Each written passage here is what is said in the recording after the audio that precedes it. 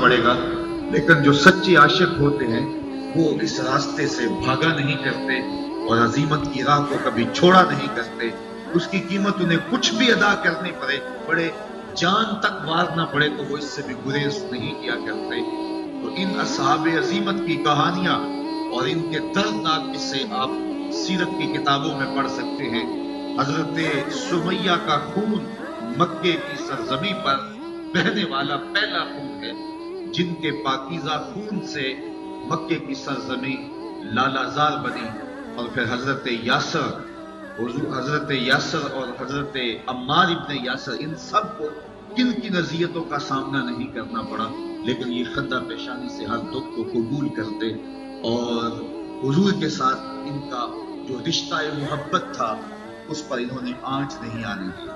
لیکن یہ حضور علیہ السلام کی طبیعت پر اتنا گراں تھا کہ حضور کے غلاموں کو مارا جاتا تھا، پیٹا جاتا تھا اور ان کو اذیتوں سے دوچار کیا جاتا تھا. حضور کی راہوں میں کیا کانٹے نہیں بچھے، کیا حضور کے مبارک گلے میں کپڑا ڈال کر تاؤ نہیں دیے گئے. تاریخ پڑھیے، حضور سجدہ ریز ہیں تو آپ پر اوجری ڈال دی جاتی ہے، اور کن کن مصیبتوں اور کن کن مشقتوں کا حضور کو سامنا کرنا پڑتا ہے، لیکن راہ حق کا سفر جاری ہے. لیکن جب مکے والوں کی دشمنی اور ان کا انداز اس قدر جارحانہ ہو گیا تو اللہ کے حکم کا انتظار تھا کہ اللہ کا حکم آئے اور ہم شہر مکہ چھوڑ جائیں. اور اللہ کا حکم آنے والا تھا تو حضرت ابوبکر صدیق رضی اللہ تعالی عنہ سے کہا کہ ابوبکر، ہجرت کا حکم آنے والا ہے، تم تیار رہنا.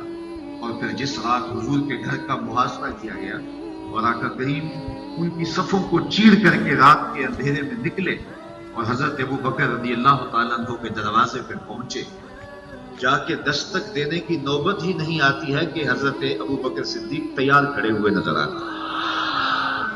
یہ ہے ان کا اپنے وطن کی قربانی کے لیے تیار ہے. اذانے یہ ہے ان کا اپنے وطن کی قربانی کے لیے تیار رہنا.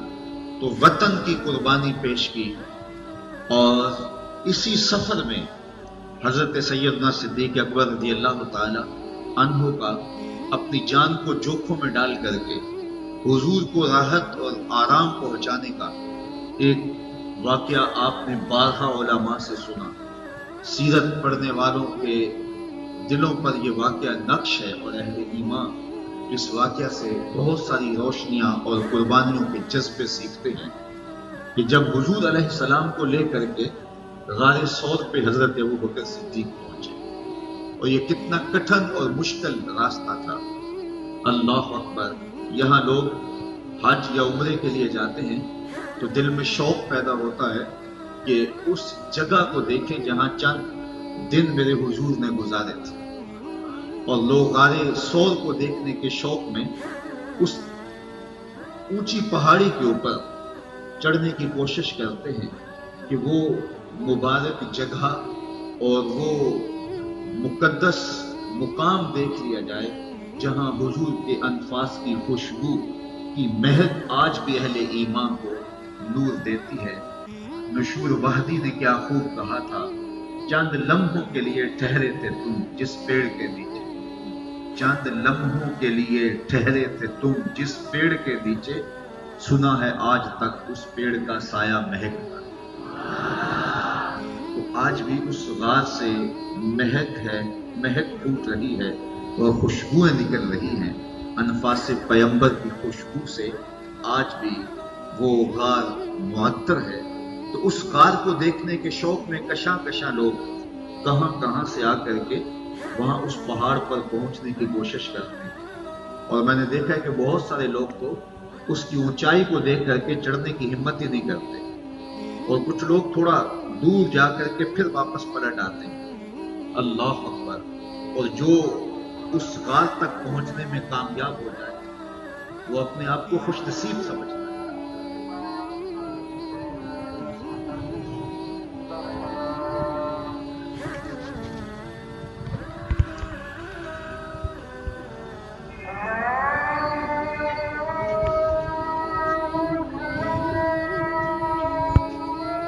بعد تو میں عرض کر رہا تھا کہ وہ بلند اور اونچا پہاڑ جہاں اپنے وجود کو لے کر کے پہنچ جانے والا اپنی قسمت پہ نازا ہوتا ہے اور وہ سمجھتا ہے کہ میں بڑا باہمت ہوں کہ یہاں تک چڑھ آیا ہوں، اور راستے میں کئی مرتبہ سانس بھی لیتا ہے، تو جہاں خود چڑھنا کٹھن اور مشکل ہے، میں سلام نہ پیش کروں سیدنا صدیق اکبر کی ذات کو کہ وہاں حضور کو کندھوں پہ اٹھا کے لے کے گئے، اور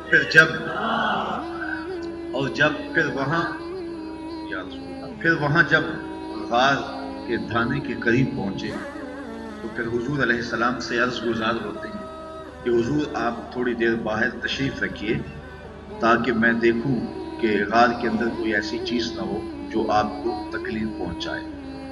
جا کے غار کو صاف کیا تو دیکھا کہ جا بجا سوراخ بنے ہوئے، تو ان سوراخوں کو بند کیا، اپنی قمیض پھاڑ لی اور اپنے امامے کو ان میں اڑس دیا، لیکن اس کے باوجود بھی ایک روایت کے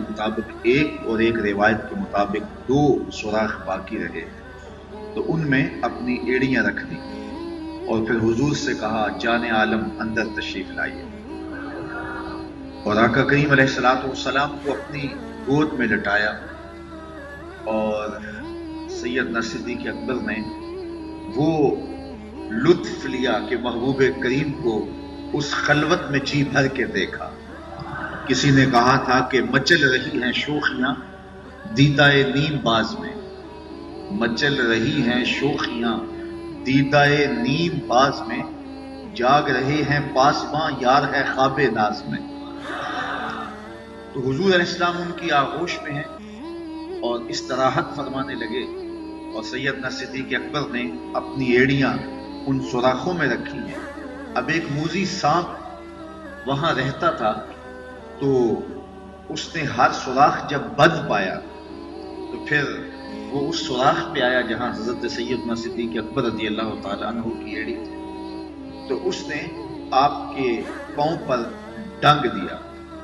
جب آپ کے پاؤں پہ ڈنگ مارا تو سانپ، اور پھر وہ بھی پہاڑی سانپ، تو اس کے اثرات سے آپ کو جو درد اور اس کا جو زہر بدن میں سرایت کرنے لگا، اس سے تو کپ کپا کے رہ جاتے، لیکن آپ نے اپنی ٹانگ کو جنبش نہیں ہونے دی، اس ڈر سے کہ کہیں حضور بیدار نہ ہو جائے، اور ایڑی کو پورے زور کے ساتھ دبا کے سانپ کا راستہ روکے رکھا، اور سانپ ڈنگ پہ ڈنگ لگا رہا ہے، اور سیدنا صدیق اکبر رضی اللہ تعالی عنہ اپنے پاؤں کو جنبش نہیں آنے دیتے۔ اچانک پاؤں میں کانٹا چبھ جائے تو انسان اپنے وجود کو قائم نہیں رکھ پاتا، کپ کپا جاتا ہے، اور یہ سانپ، اور وہ بھی پہاڑی سانپ، ڈنگ پہ ڈنگ لگا رہا ہے، لیکن سیدنا صدیق اکبر رضی اللہ تعالیٰ عنہ اس ڈر سے کہ کہیں حضور کی نیند میں خلل نہ آئے، اپنی ٹانگ کو جنبش نہیں آنے دیتے۔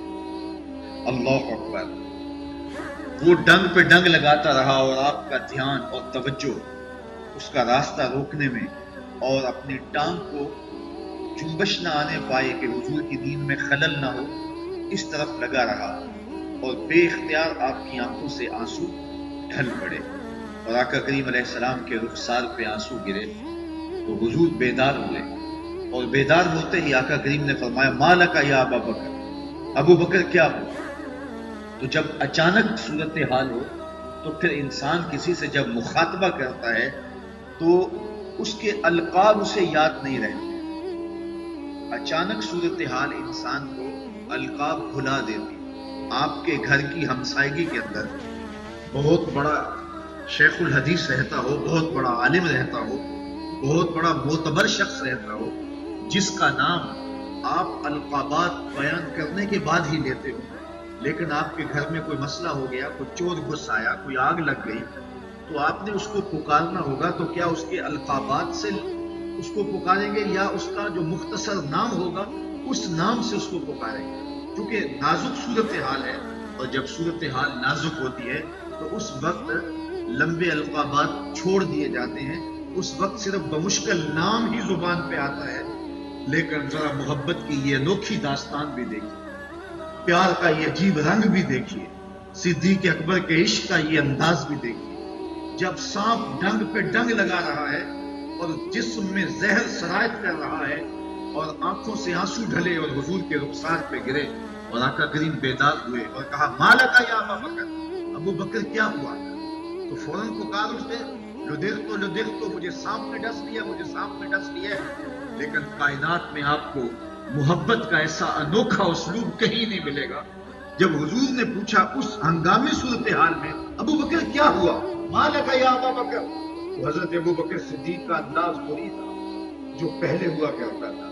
अर्ज गुजार हुए, लो देख तो फिदा का उम्मी व अबी या रसूल अल्लाह, हुजूर मेरी माँ भी आपके कदमों पे कुर्बान, मेरा बाप भी आपकी राहों पे निछावर, मुझे सांप ने डस लिया है। मोहब्बत का उसलूब नहीं छोड़ा, अदब का करीना नहीं छोड़ा। हजरत सिद्दीक अकबर रज़ियल्लाहु ताला अन्हु ने उन मुश्किल हालात के अंदर भी हुजूर से मुखातबे का जो अंदाज था उसको तर्क नहीं किया। सांप डंग पे डंग लगा रहा है, लेकिन हजरत अबू बकर सिद्दीक के अदब का पहराया वही है कि मेरे माँ बाप आप पे कुर्बान हो, मुझे सांप ने डस लिया है। तो ये है हजरत सैयदना सिद्दीक अकबर रज़ियल्लाहु ताला अन्हु का हुजूर के साथ मोहब्बत का आलम, कि इन मुश्किल हालात के अंदर भी उन्होंने अदब के करीने और मोहब्बत के अंदाज को नहीं छोड़ा है। हाफिज शिराजी ने कहा था अपने महबूब से मुखातब होके कि जमाने में जैसे आशिक हम हैं ऐसा आशिक कोई नहीं मिलेगा। और आगे उसने कहा इसलिए कि तेरे जैसा सोना भी तो कोई नहीं, तेरे जैसा महबूब भी तो कोई नहीं।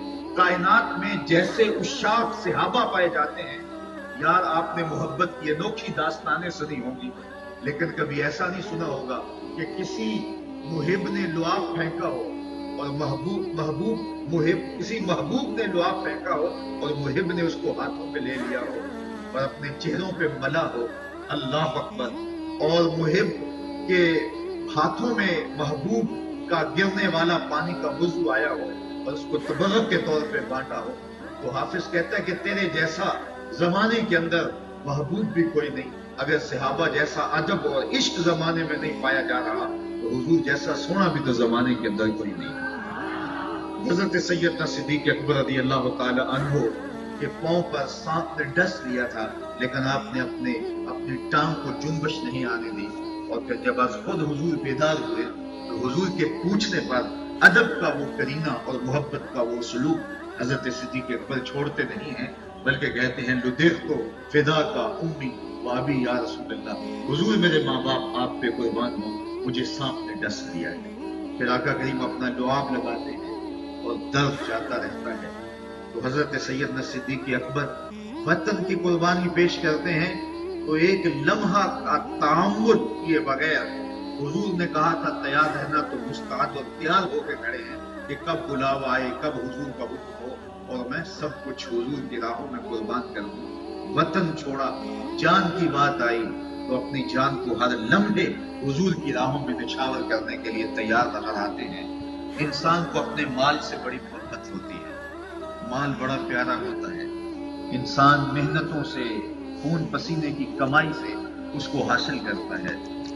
अब आइए हजरत सैयदना सिद्दीक अकबर रज़ियल्लाहु ताला अन्हु की ये कुर्बानी भी कायनात के अंदर एक अनोखे अंदाज में देखने को मिलती है कि जब एक गज़वे में हुजूर ने माल तलब किया, होता यह था जब भी हुजूर कोई ऐसा ऐलान करते तो हजरत सैयदना सिद्दीक अकबर सबसे आगे बढ़ जाते। हजरत उमर रज़ियल्लाहु ताला अन्हु फरमाते हैं कि मैं खासा खुशहाल था और मैंने सोचा कि आज तो मैं किसी को अपने से आगे नहीं बढ़ने दूंगा, और मैं घर का आधा माल ले आया और हुजूर की खिदमत में पेश कर दिया। और जब हुजूर ने देखा तो खुश हुए और कहा कि उमर घर वालों के लिए क्या छोड़ा है? तो मैंने कहा हुजूर जितना ले आया हूँ इतना ही अपने अहले खाना के लिए छोड़ आया हूँ। तो आका करीम खुश हुए, तहसीन फरमाई, दुआ की। आका करीम के चेहरे पे आसारे मुसर्रत थे। हजरत उमर कहते थे मेरे दिल में ख्याल आ रहा था कि आज तो राह खुदा में माल को कुर्बान करने वालों में सबसे आगे अगली सफ में मैं ही खड़ा नजर आऊंगा। लेकिन थोड़ी देर के बाद हजरत अबू बकर सिद्दीक हाज़िर खिदमत हुए और घर का सारा असासा समेट के लाए और हुजूर के कदमों में डाल दिया। और आका करीम ने फरमाया माँ अब कहता लिया का या अबू बकर, अबू बकर अपने घर वालों के लिए क्या छोड़ा? تو سنو حضرت ابو بکر صدیق نے کیا جواب دیا۔ حضرت عمر تو سوچ رہے تھے کہ آج میں اپنے سے آگے کسی کو بڑھنے نہیں دوں گا، آدھا مال لے آیا ہوں، آدھا گھر والوں کے لیے چھوڑایا ہوں۔ اب یہ اپنا مال پیش کرتے ہیں تو حضور کا سوال ہوتا ہے، ماں اب کہتا لِأَهْلِكَ يَا أَبَا بکر، ابو بکر گھر والوں کے لیے کیا چھوڑا ہے؟ حضرت ابو بکر عرض گزار ہوتے ہیں، اب کہتو لَهُمُ اللَّهَ وَرَسُولَهُ، حضور میرے سامنے بھی آپ ہیں، میرے گھر میں بھی آپ بھی، میں گھر والوں کے لیے اللہ اس کے رسول کی محبت چھوڑ آیا ہوں۔ اللہ اکبر، میں سارا مال آپ کے قدموں میں پیش کرتا ہوں، حتیٰ کہ سوئی بھی گھر میں نہیں چھوڑی، اپنا لباس بھی اتار کر کے ڈال دیا اور خود ٹاٹ پہن لیا اور سارا مال حضور کی خدمت کے اندر پیش کر دیا۔ اور آقا کریم نے پوچھا تو کہا حضور گھر میں اللہ اس کے رسول کا پیار چھوڑا ہے، اللہ اس کے رسول کی محبت چھوڑی ہے، میرے سامنے بھی آپ ہیں، میرے گھر میں بھی آپ ہیں، وہ اپنے نام لیواؤں کو تنہا چھوڑتے کم ہیں، جہاں ہم دم نہ ہو کوئی وہاں سرکار ہو۔ حضرت ابو بکر صدیق نے ہمیں یہ بھی بتایا کہ جن کے گھروں میں حضور کے پیار کی خوشبو ہوتی ہے وہ گھر خالی نہیں ہوتے، وہاں حضور علیہ الصلوۃ والسلام کی جلوہ سامانیاں ہوتی ہیں، وہاں حضور کے پیار کی مہک کسی کمی کا احساس نہیں ہونے دیتی۔ جب وہ گھر میں موجود ہیں، جب ان کی مہک گھر میں موجود ہے، جب ان کے پیار کی خوشبو پھیلی ہے، تو ہمارا گھر خالی کیسے ہو سکتا ہے؟ شکا رجل الی رسول اللہ ضیق المعیشۃ والفقر، ایک شخص حضور کی خدمت میں حاضر ہوا اور عرض کی حضور تنگ دست بڑا ہوں، غربت نے کمر توڑ دی، کثیر العیال ہوں اور ذرائع آمدنی بہت تھوڑے ہیں، میرے لیے کوئی نسخہ تجویز کیجیے۔ سنو میرے حضور نے اسے کیا نسخہ تجویز کیا۔ حضرت سہل بن سعد الساعدی رضی اللہ تعالیٰ عنہ اس حدیث کے راوی ہیں، حضور کی بارگاہ میں عرض کی حضور کثیر العیال ہوں اور ذرائع آمدنی بہت تھوڑے، فرمایا کہ جب تو گھر جائے تو گھر والوں کو السلام علیکم کہہ دیا کر اور اس کے بعد ایک مرتبہ سورہ اخلاص پڑھ دیا، یہ تیرا وظیفہ ہے، جو ہی گھر جاؤ السلام علیکم، اس کے بعد ایک مرتبہ سورہ اخلاص پڑھ دیا۔ اور آقا کریم نے فرمایا کبھی ایسا ہو کہ تم گھر جاؤ، گھر کوئی بھی موجود نہ ہو، فرمایا عمل چھوڑنا نہیں، فسلم علیہ، پھر تو مجھے سلام کہہ دے۔ وہ اپنے نام لیواؤں کو تنہا چھوڑتے کب ہیں، جہاں ہم دم نہ ہو کوئی وہاں سرکار ہو، کہا پھر مجھے سلام کہہ دے۔ وہ صحابی کہتے میں نے عمل شروع کر دیا، جب بھی گھر جاتا السلام علیکم، اس کے بعد ایک مرتبہ سورہ اخلاص پڑھتے، اور کبھی ایسا ہوتا گھر میں کوئی موجود نہ ہوتا، پھر تو مجھے چاہ چڑھ جاتے، پھر تو خوشی کا ٹھکانہ نہ ہوتا، پھر حضور کی بارگاہ میں سلام پیش کرتا اور اس کے بعد میں سورہ اخلاص پڑھ دیتا۔ کہتے ہیں اس عمل کی برکت سے میں نے تو امیر ہونا ہی ہونا تھا، حتی افاد اللہ جیرانہ، یہاں تک کہ میرے ہمسائے بھی امیر ہو۔ حضرت صدیق اکبر بولے اب کہتو لہم اللہ ورسولہ، میرے لیے اللہ اور اس کا رسول کافی ہے۔ اللہ اکبر۔ تو مال کی بات آئی تو سارا مال حضور کے قدموں میں پیش کر دیا۔ انسان اپنی اولاد کے لیے اپنی جان سے بھی کھیل جاتا ہے، لیکن حضرت سیدنا صدیق اکبر کی یہ کہانی بھی کتنی دل آویز ہے۔ پہلی بات تو یہ سنیے کہ یہ سیدنا صدیق اکبر رضی اللہ تعالی عنہ کو اعزاز حاصل ہے کہ آپ کی 4 پشتیں صحابی ہیں، اور یہ شرف صرف آپ کو ہی نصیب ہوا ہے۔ آپ کے والدین، خود آپ کی اولاد اور اولاد کی اولاد، 4 پشتوں کو اس شرف سے ممتاز کیا گیا۔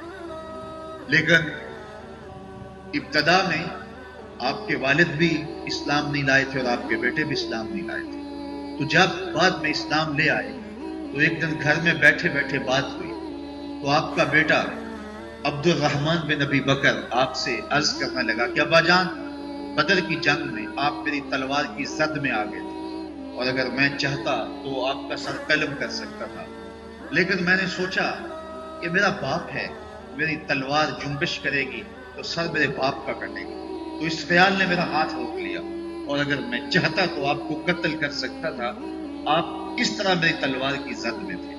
تو انہوں نے وہ ماضی کی کہانی سنائی، تو حضرت سیدنا صدیق اکبر کا جواب کیا تھا، کہا بیٹا تو کافر تھا اس لیے تو نے مجھے چھوڑ دیا، کاش کہ تو میری تلوار کی زد میں آتا اور میں تجھے جو ہے وہ بیٹا سمجھ کے نہ چھوڑتا، محمد عربی کا دشمن سمجھ کے کاٹ دیتا۔ تو یہ تھی ان کی محبت اور یہ تھا ان کا پیار، اور حضور علیہ السلام کے ساتھ ان کی وابستگی.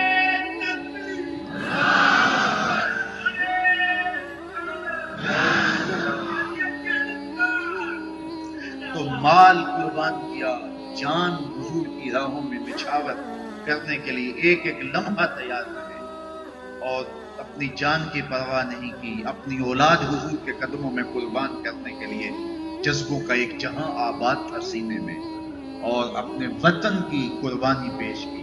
اور پھر آقا کریم علیہ السلام کے لیے اپنا سب کچھ نچھاور کر دیا. کہتے ہیں حضور کا سایہ نہیں تھا، لیکن صدیق اکبر سائے کی طرح حضور کے ساتھ رہے، ایک ایک لمحہ حضور کے ساتھ رہے، کوئی وقت الگ نہیں کاٹا، بس حضور کے ساتھ، یہاں تک کہ اللہ نے ان محبت بھرے لمحوں کو ایسا قبول کیا کہ آج بھی حضور کی قربت انہیں نصیب ہے. آج بھی آقا کریم علیہ السلام کی قربتیں انہیں حاصل ہیں. ایک پہلو میں حضرت ابو بکر صدیق رضی اللہ تعالی عنہ اور حضرت عمر رضی اللہ تعالی عنہ تشریف فرما ہیں. ایک دن حضور مسجد نبوی سے باہر نکل رہے تھے، دائیں ہاتھ میں ابو بکر کا ہاتھ تھا اور بائیں میں حضرت عمر کا ہاتھ تھا، اور ایسے باہر تشریف لا رہے تھے. آگے سے کچھ لوگ آئے تو ان کو دیکھ کے کہا، آقازا نوباس یوم القیامہ، ہم قیامت کے دن قبروں سے یوں ہی اٹھائے جائیں گے. اللہ اکبر. ایک ہاتھ میں ابو بکر کا ہاتھ ہوگا، ایک ہاتھ میں عمر کا ہاتھ. تو حضرت سیدنا صدیق اکبر نے ساری زندگی آقا کریم علیہ السلام کے ساتھ قربت کا وہ رشتہ رکھا، معیت کا وہ رشتہ رکھا کہ جو انتقال اور وصال کے بعد بھی نہیں ٹوٹا. حضور کے وصال کے بعد حضرت سیدنا صدیق اکبر رضی اللہ تعالی عنہ کی زندگی بہت زیادہ کٹھن ہو گئی تھی، اور حضور کی جدائی کا صدمہ انہیں توڑتا تھا اور ان کا کلیجہ پگھلاتا تھا. جن کے بغیر ایک لمحہ بھی نہ گزرتا ہو، ان کے بغیر زندگی کاٹنا کتنا مشکل ہوتی ہے.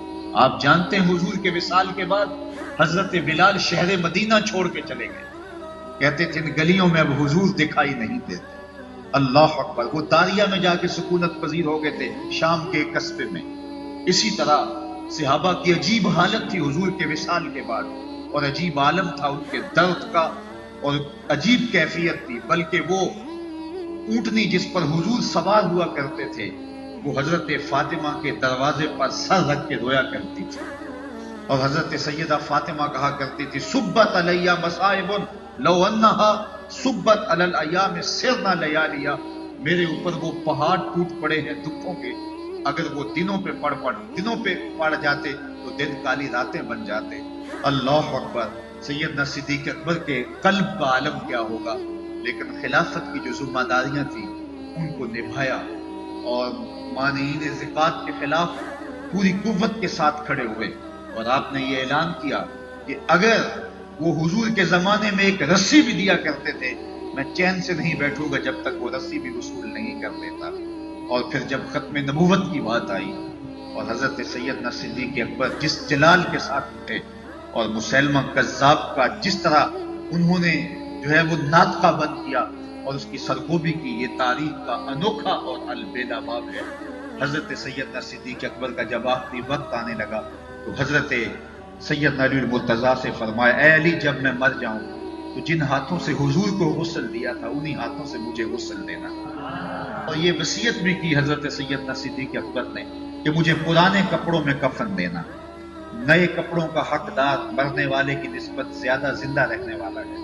اور پھر مجھے غسل دے کے، مجھے پرانے لباس میں کفن دے کے میری لاش کو اٹھانا، جنازہ پڑھ کے حضور کے قدموں میں لے جانا اور عرض کرنا، یا رسول اللہ ھذا ابو بکر یستاذن اللہ، یہ ابو بکر ہیں جو آپ سے آپ کی قربت میں دفن ہونے کا اذن طلب کر رہے ہیں. اللہ اکبر. ایسا ہی ہوا. حضرت صدیق اکبر رضی اللہ تعالیٰ عنہ کا انتقال ہوا. فجاء علی مسترجعا، حضرت علی روتے ہوئے آئے. انا للہ و انا الیہ راجعون کے کلمات ان کی زبان پر تھے، اور خود غسل دیا. پھر جنازہ ہوا، اور پھر عاشق کا جنازہ مدینے کی گلیوں سے جو ہے وہ گھوم کر نکلا اور محبوب کے کوچے میں جا پہنچا، اور حضور کے روضہ انور کے سامنے آپ کا جسد اطہر رکھ دیا گیا. اور صحابہ نے، حضرت انس کہتے ہیں، عرض کی، یا رسول اللہ یہ ابو بکر ہیں اور آپ کی قربت میں دفن ہونے کی اجازت مانگتے ہیں. اور یہ کہہ کے درود پڑھنے لگے. گنبد خضرا اس وقت کو تعمیر نہیں ہوا تھا، حجرہ عائشہ تھا اور اس کو باقاعدہ تالا لگا ہوا کرتا تھا. جس کی چابی حضرت سید عائشہ سلام اللہ علیہا کے پاس ہوا کرتی تھی، تو تالا خود بخود کھلا اور کنڈی کھلی اور اندر سے آواز آئی اوصل الحبیب الی الحبیب لان الحبیب الی الحبیب مشتاق، یار کو یار سے ملا دو، یار تو پہلے ہی یار کا انتظار کر رہا۔ جے شک ہووی تے چل مدینے، جے شک ہووی تے چل مدینے، آ ویکھ لے جوڑ بازاراں دا، بن یار نبی دیاں یاراں دا۔ وآخر دعوانا ان